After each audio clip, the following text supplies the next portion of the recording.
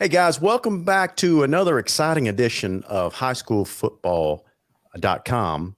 You can catch us on our national website. Joe and I have this little thing going called nationalhsfb.com that you can catch all of our interviews as well as take part in a lively discussion year round, 365 days a year at our website, where we devote 100% of the time to the most prominent programs of high school football across the country. Now, the other face that you see on the screen tonight is Coach Ronnie Cottrell, who is currently with Mobile Christian, and he's been there the last 7 years. But guys, if you haven't heard of Mobile Christian, you're going to find out all about it on this program. But you have heard of programs like Florida State University, Alabama, and Godby High School out of Tallahassee, Florida, and other programs that Coach Cottrell has been at throughout his storied career. Coach, welcome to the program. I am so excited and really looking forward to enjoying this conversation with you tonight. Well, thank you. It's an honor to be on your program. Joe, why don't you kick us off with the first question for the coach? All right. So I want to let everybody know this is a little homecoming for me and Coach. We last time we saw each other was about 31 years ago when we were both part of the staff at FSU. I was a GA doing things for many departments, including the recruiting department at FSU, and he was a recruiting coordinator. So, Coach, great to reconnect with you, and I want to talk about our past lives together, and then we're going to delve into the future. So, tell us what have you been up to? What have you been up to since the last time I saw you? I know that's a lot of years, Joe. Yeah. But Larry, Joe worked with me in recruiting at Florida State, and at that time in the 90s, we were doing a really good job. I'm talking about our whole staff, and Joe was my ace recruiter as a GA and did a great job. Currently, though, and I'm very proud to be the head coach at Mobile Christian School. This was my 8th season. We got eliminated in the semifinals this year and had a really good football team and got a lot of them back, which is going to be a good thing. But Mobile Christian has not won a state championship in the Alabama High School Athletic Association yet. In 2016 and 2019, we played for it. But we've had some really good kids. A lot of people that follow the University of Alabama are the starting inside linebacker there, Deontay Lawson, number 32, played for us here. This year as a redshirt freshman, started for Coach Saban. And I've got an outstanding edge rush guy that's a junior who is currently committed to Alabama. We've had a lot of kids go Division I from our school. So to begin with, it's a really good, outstanding school. And it's a Christian school, and we've had some really good kids. So when I left Joe at Florida State, I had gone to University of Alabama in 1998, 99, and 2000 was there. We won the SEC in 99. I will go ahead and say that Joe was with me, helped me build that 93 national championship with Charlie Ward at Florida State. But I've been fortunate to be around a lot of good people. I was able to coach with Coach Bowden for 10 years, and it was just amazing. We lost him just a short time ago, and that was a real tragedy. But I don't know, Joe, you and I had a lot of fun down there at Florida State, and I still Coach, enjoy coaching. Yeah, I'm going to throw some names at you, okay? These are the people who we were surrounded with, all right? And then I'm going to talk about my 2 years there, who we recruited. So let's talk about the players that were there a little bit before I got there. Remember, you and I are only about – when did you start there, 89? I did, 1989. And I started 90, so you were a year ahead of me. So yes. Let's talk about the players who were there already. Casey Weldon, Brad Johnson, Charlie Ward, Amp Lee, Terrell Buckley, Anthony Moss, Marvin Jones, Lawrence Dawsey, Kirk Carruthers, Kevin Knox, Edgar Bennett, Reggie Johnson, Dave Roberts, Howard Dinkins, Sterling Palmer, Clifton Abraham, Corey Sawyer. And that's just that's just guys that were there doing well. We get there, and then I know my 2 years I was there. Let's talk about the recruits we brought in. Derek Brooks, Marquette Smith, Juan Laureano, Forrest Conley, Derek Alexander, Devin Bush, Enzo Armella, the Crockett brothers. I'm going to save this guy for last because that's a good story. Wayne Messam, Tamarick Vanover, and Danny Cannell. Tell Larry our Danny Cannell story. I can't wait to hear this one because Danny Cannell is kind of famous nowadays, or maybe I should say infamous for picking on the SEC. But tell us a little bit about Danny Cannell. Well, in those days, Joe can verify this. We usually got it down to a couple of really good players, and at quarterback, I mean, we were going to take one guy, and we really liked Danny Werfel from Fort Walton Beach, and we really liked Danny Cannell, and ultimately, Mark Richt, who was our quarterback coach and offensive coordinator at the time, had to make a decision.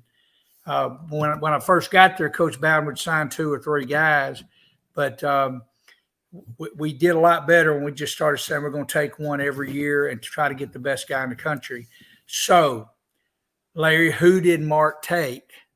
Danny Cannell. He took Danny Cannell. And Danny Cannell's father was the team doctor of the Miami Dolphins, and we love that family. Danny Werfel's father was a chaplain for the Navy and was great people. So we took, when Danny Cannell committed to us, shortly after that, then Danny Werfel committed to Steve Spurrier at Florida. Now, Joe, do you want to comment on it, or do you want me to keep going? No, you take it. All right. This is a great Cannell story. ended up being a better pro probably than Danny Werfel. But what Danny Werfel did for Steve Spurrier at Florida is legendary. I mean, he won their national championship there and just did awesome things, and still to this day he did. Now, Danny is just making everybody mad these days, if you know what I'm talking about. He's pretty aggressive on the television, but still a great person. Do you think that is like maybe his TV personality and not really him? Or I've always wondered that. It's absolutely a produced thing. Look, guys do television, radio. I do it. What people love is they love their team. That's and right. If you talk bad about their team, then they're not going to like you. And so he's kind of seen as a Florida State homer. They have not been as good probably as what we were at that time. And by the way, though, they're much improved this year, and I think they're going to be good next year. But Danny has been successful because he's still doing what he's doing. And a lot of it, just like Paul Feinbaum here in Alabama, is they love to hate him, So I don't know. They're both very bright guys and very intelligent men. Coach, let me ask you a question to take you, both of you. Really, this question could go to both of you guys, but I'll start with Coach Cottrell. Coach, let me get you to go back to the mid-'90s when you were the recruiting coordinator.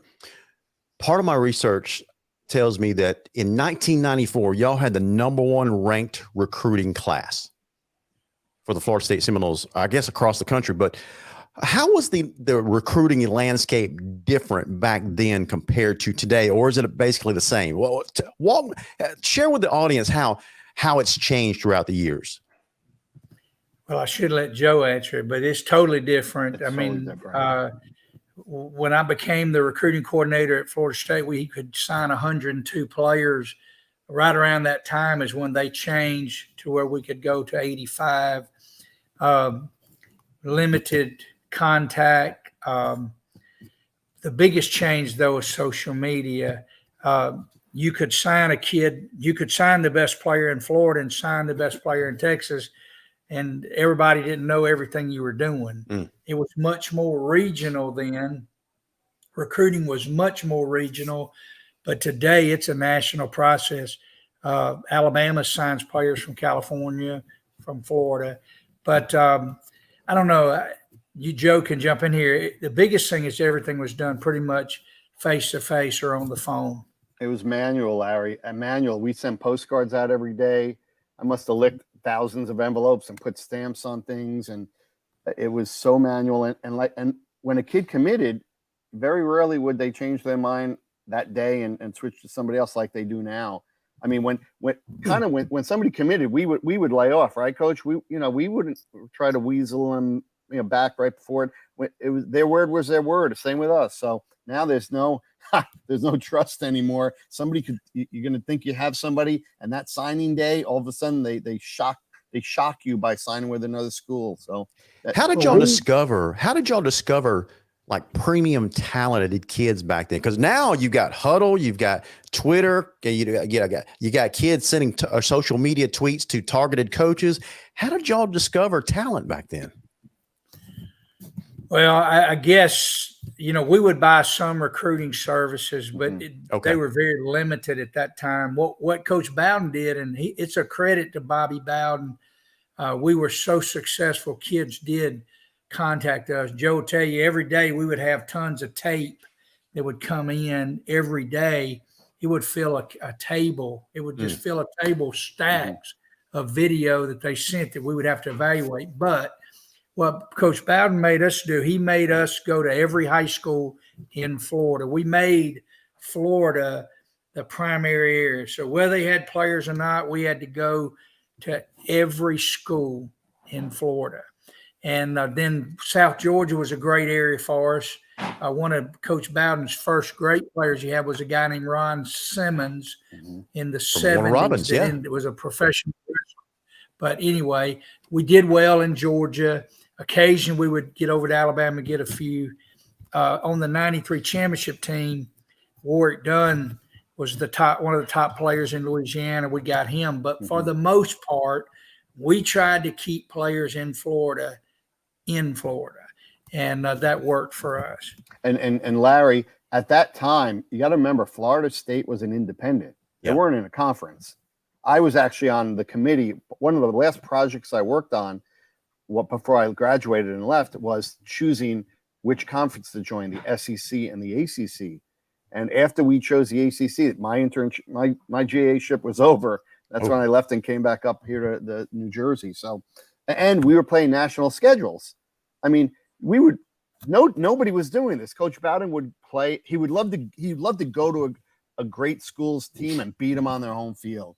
Michigan State, Nebraska, Ohio State, Notre Dame, Pitt, LSU. Nobody in the South was going up north to these Big Ten schools, right? Scheduling them, and then when we were playing them, we were beating them by 30 points. So that's all these kids were watching this on national TV and saying, "Man, I want to find out more about Florida State." And again, remember, Coach, our uniforms. Kids loved our uniforms for whatever reason. They loved the helmets. They loved the colors. Remember, Dion was just coming out. The year I came there, he had just graduated. So he was getting kids involved with what he did, his flamboyance and what he did on the field, in and out of on and off the field. So a lot of kids, thanks to Dion and some other things, especially Coach Bowden playing a national schedule when nobody else was doing that. Remember, we had we went to Michigan. Nobody from down south played at Michigan during a regular season. Maybe they would play them in a But bowl. if you remember, we on the first play of the game, Elvis Gerbach throws a out cut. Terrell Buckley picks it off and runs in for a touchdown, and the route was on. I mean, it was just amazing. Yeah, Larry, that game was 19. That was 1991, I believe, and everybody was billed as Terrell Buckley versus Desmond Howard. The final score was 51-31.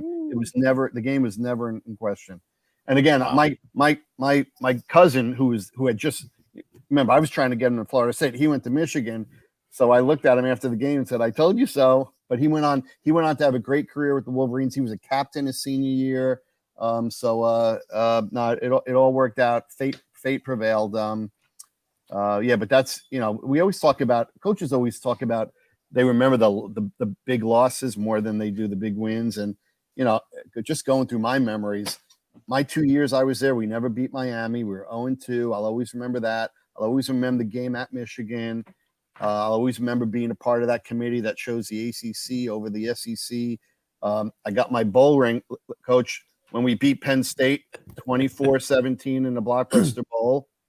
And again, the two recruits I remember the most that maybe, it was a gut punch to me, was my own cousin going to Michigan, and the guy I thought he had such a great visit.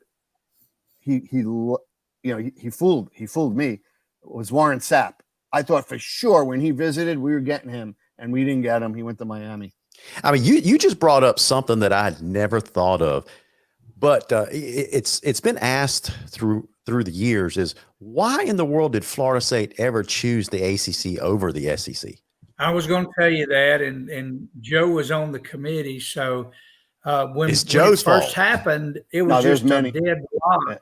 Yeah. It's just a deadlock that we're going to Alabama and Georgia and the SEC. But at that time, the ACC basketball money was immense. Mm-hmm. Oh. I mean, it was massive. And so the money was going to be more to go to the ACC plus, and I think Joe talked to Coach about this, or at least the committee did. They knew we would be the flagship of that conference.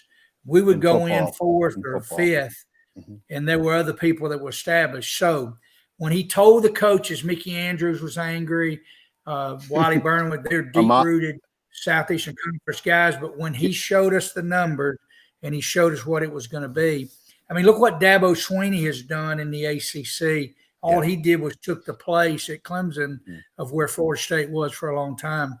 And we didn't have a championship game either.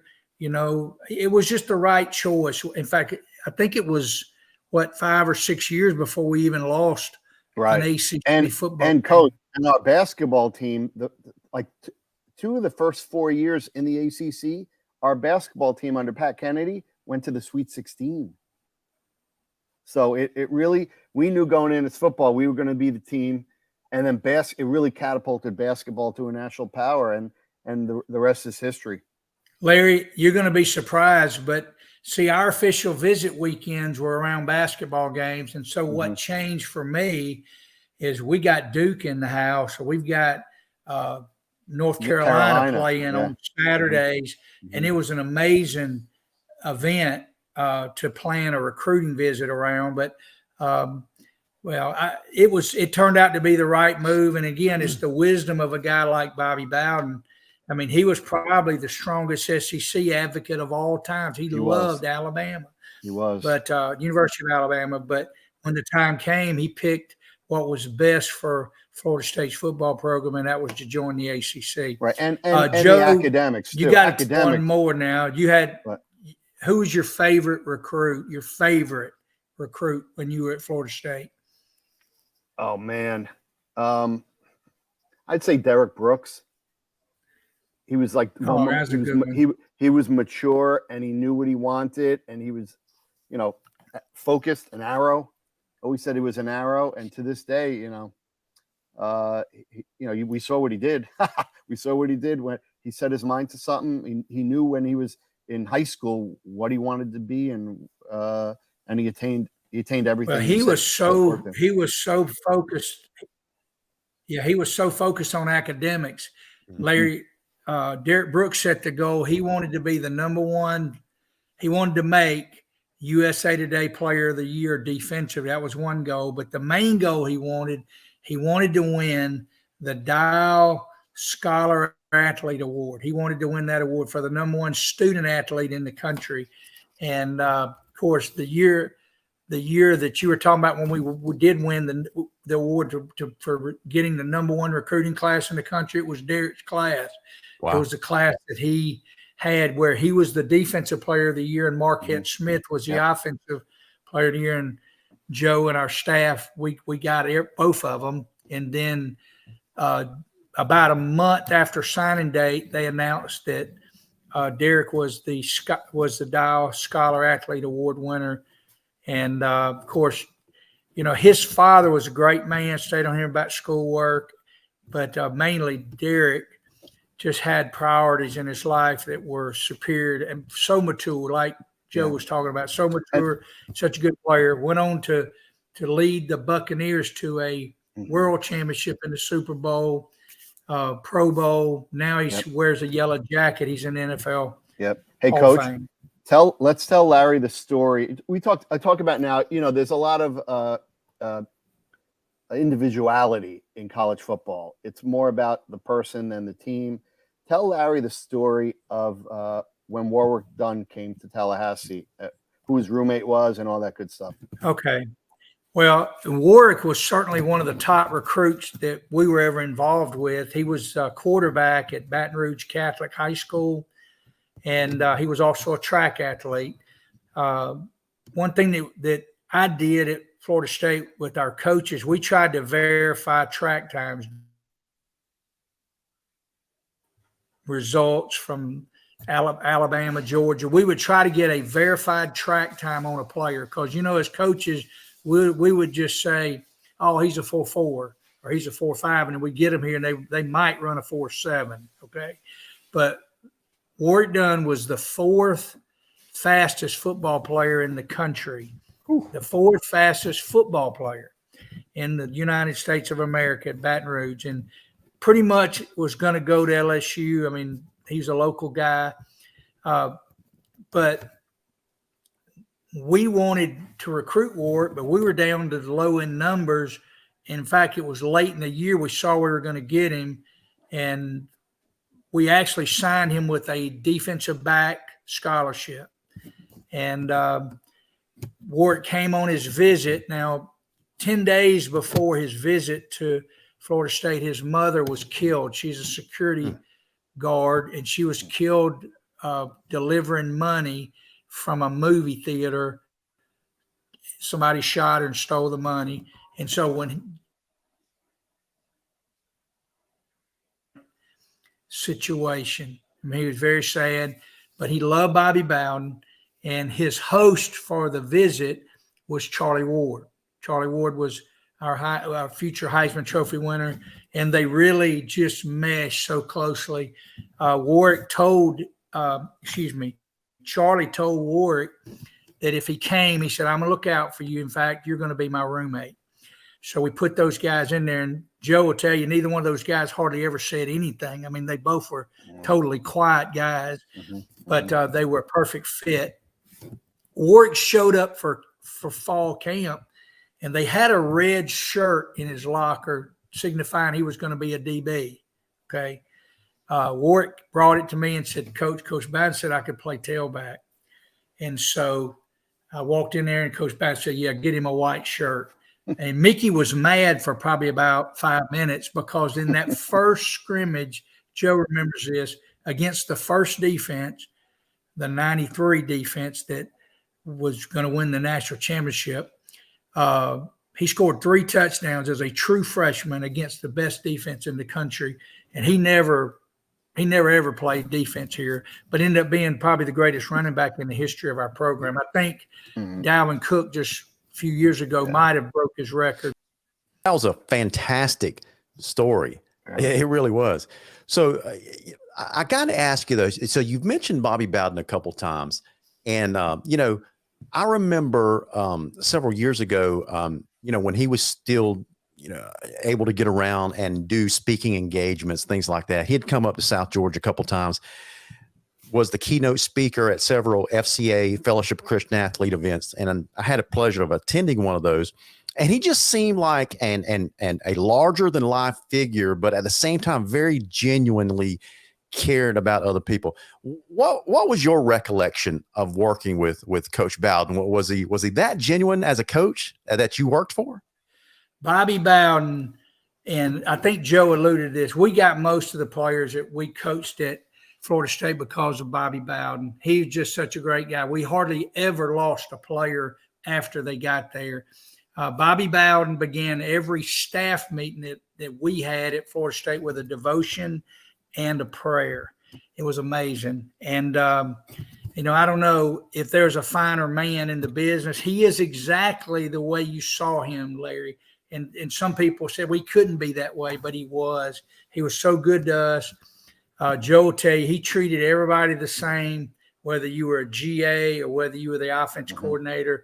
And he was such a role model for us. I can remember the year that we lost our first 2 games in '89.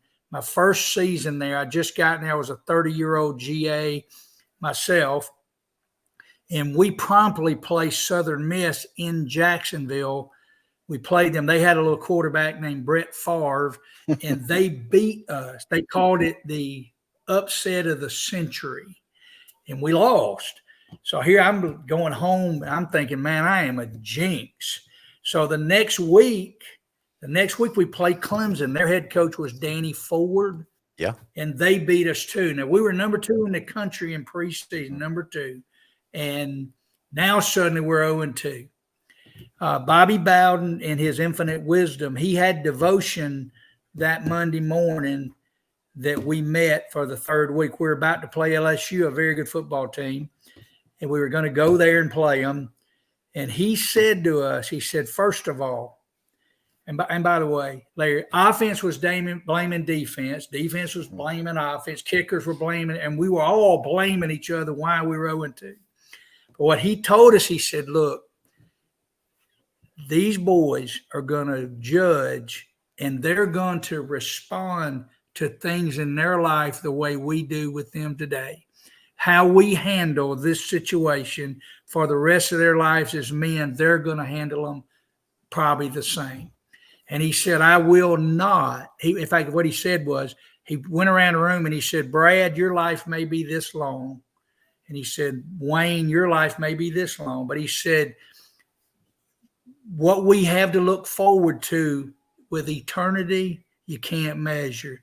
And he said, I will not sell my soul for football. And he told us that he had already met with the seniors. He already had everybody playing. He pulled us together. We beat LSU, and we won every game until the end of the season. We finished 10-2, and we still finished number 2 in the country. And I remember that because most teams would finish 6-5 or maybe 4-7, but he rallied our team on what a man should do and how we should do it. And Christ was first in his life.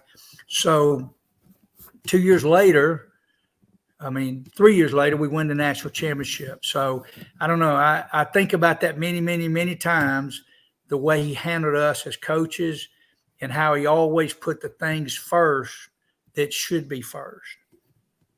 Yeah. Well, Coach, that's a fascinating story. So you spend a number of years at Florida State, and then for some reason, Alabama convinced you to join their staff with, I think Mike DuBose was the head coach there. Why did you make the jump from Florida State to Alabama? Alabama, I grew up an Alabama fan. I grew up in the state of Alabama. Basically, it was just a career move to go and be the assistant head coach at Alabama for Mike DuBose. And it was a wonderful experience, even through the tough times we had there. I still say it's one of the best jobs I've ever had. We did win the SEC championship. We had a few guys there, Sean Alexander and Chris Samuel, several guys, Cornelius Griffin that went on to the league, Kenny King, Jarrett Johnson. We just had a bunch of good kids there. And I don't know, I just really wanted to do it. I had already started retirement in Alabama. I had some retirement years, and I thought that would be my last job. But as it didn't work out that way, but that's okay.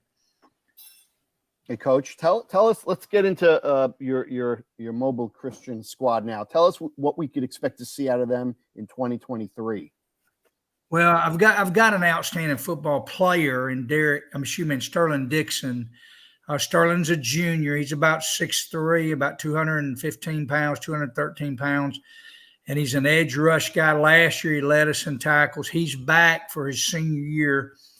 We've been very good defensively, Joe, and I think we'll have another good defensive team. I also have an outstanding offensive line, I think. Bo's a 6'3", 280-pound center, being recruited by a lot of guys. I just have a lot of experience back, Joe, on our football team, and that's what, is going to help us. We're coming back off of a outstanding team that made it to the semifinals. And so, Coach, I saw last season you played a couple of out-of-state games. That's what we do for a living, Prep Gridiron Logistics. We're the number one scheduler and promoter of out-of-state football games in America. You played Athens Academy out of Georgia, Pensacola Catholic out of Florida. You intend on continuing to do that, play out-of-state teams? Yes, we will. We'll play Athens Academy. on August the 25th at home. We are in the process of negotiating another game from maybe a Georgia team through you, which we're honored to work with you as well for September 1st. We feel like it just makes you better. Coach Bowden used to always say that competition strains your ability, and I think playing good opponents has helped us in the past. It helped us last year. Pensacola Catholic, we have not beat them yet. 2 years ago, 3 years ago, they kicked a field goal to win the game on the last play of the game. And then this past year, we lost in overtime. So I don't know. I think it's kind of like what Bobby Bowden did when he played all those schools out of, long road trips like you were talking about, Joe. I just believe it has helped us. And hopefully we'll be involved with prep gridiron logistics again this year. Yeah, we're trying to build our Alabama clientele. In the past, we've dealt with Hoover, Thompson, Phoenix City Central. So we'd love to add you to our client list. Coach, you spent a number of, a lot of years on the college side recruiting athletes. Now you're on the high school side trying to get athletes signed to these colleges. How does your approach differ as a high school head coach trying to get these kids recruited versus on the recruiting trail? Well, I believe there's a level for every kid that plays this game. And that football is the greatest sport, I think, in the world because of what it teaches you. But when I coached at Troy State in the 80s, early 80s, we were D2. Now they're Division I, but in those days we were D2. The game was just as important to our players, the participants, as they are at Alabama today. But mainly, I try to encourage our kids to make sure that anytime they're around coaches, anytime they're around other people, they're building a resume. I mean, because it does come down, and Joe will tell you this, in the end, when we were took the guys we liked. If we liked the guy, if he was a good person, that's what we wanted. Mm-hmm. And so the biggest thing for me is getting our kids to understand that it is an honor to play this game. But if you're going to go play college football, you got to separate yourself in a positive way. And I think we do a good job of it. We've got a great school that has great students. We just got to get them in front of some people and give them a chance to play. So Coach, wanted to thank you for your time. It's been great reminiscing with you over the last hour or so about our relationship that goes back over 30 years. Look forward to working with you at PGL and trying to get your program some really good out-of-state games and and more exposure. I want everyone to know what Mobile Christian is all about, and I want we want to get you maybe on the Flow Football channel a few times a year. So that's our goal. So thanks again for your time. And with that, guys, we just want to wrap things up and thank Coach Cottrell. If you've enjoyed this interview tonight, make sure to catch all of our interviews on our website at nationalhsfb.com. Thank you so much, guys. Joe, until the next time, man. We got some good interviews coming up. Stick with us. Absolutely.